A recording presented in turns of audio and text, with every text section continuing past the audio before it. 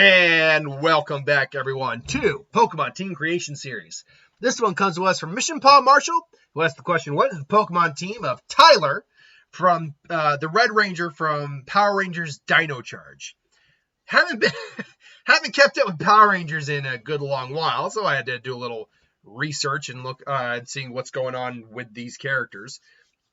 Tyler's depicted as being described anyway, as being very energetic, interested in life, very loyal, but also a very strong leader. He is the Red T-Rex Dino Ranger.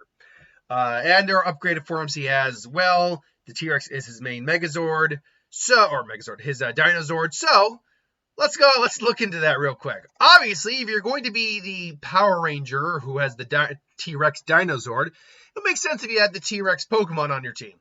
Tyrantrum is also red, so that works out pretty well.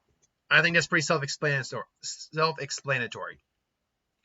Beyond that, they do also have Dino Cycles, which are like Deinonychus, which are like big velociraptors. So Cyclizar, the literal lizard motorcycle Pokemon, or lizard bike Pokemon, makes complete sense for that as well to have on the team.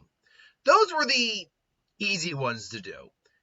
Then it came down to, okay, what else can I do? I knew I wanted Pokemon on the team that represented his personality a bit. Pokemon that were very energetic, very inquisitive, things along those lines. But while there are Pokemon that are described that way, there are also Pokemon that you could just say, okay, this Pokemon just happens to have that personality. So you can make a little bit of, you can have a little bit of leeway is what I was trying to get at. You can have a little bit of leeway with what you can put on your team to represent that.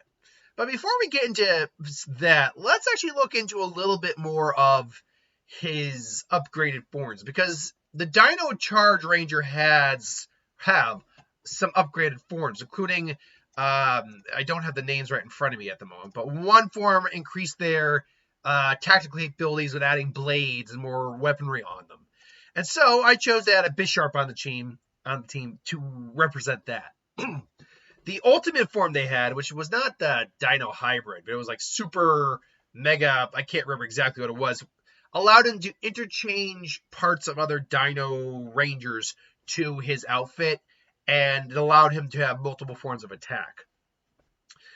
This one proved to be a bit more difficult. I ultimately went with Silvally, as Silvally is the combination of multiple creatures into one new Pokemon, and is more powerful than Silvally, and is technically even considered a legendary Pokemon. Although, by all accounts, it's really not. So, and the fact that it can willingly change its typing thanks to its RKS system means that I think it's a pretty good fit for that need on the team. Last but not least, though, we have the Pokemon that kind of represent his personality. Pokemon that are naturally very lively, energetic, enjoy life, things along those lines. So, immediately what came to mind, though, was Ash's Totodile in the original series. The fact it was just jumping around and dancing all the time, I felt kind of worked here. So, it's still reptilian, so you can still make the argument that would make sense to have it on the team.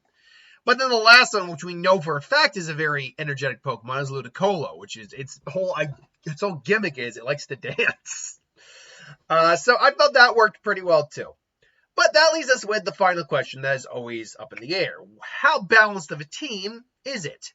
We have 2 normal types, 2 dragon types, 2 of those overlap, 2 water types, 1 grass type, and a steel dark type. So the question then becomes, is there any overlap with weaknesses with this typing?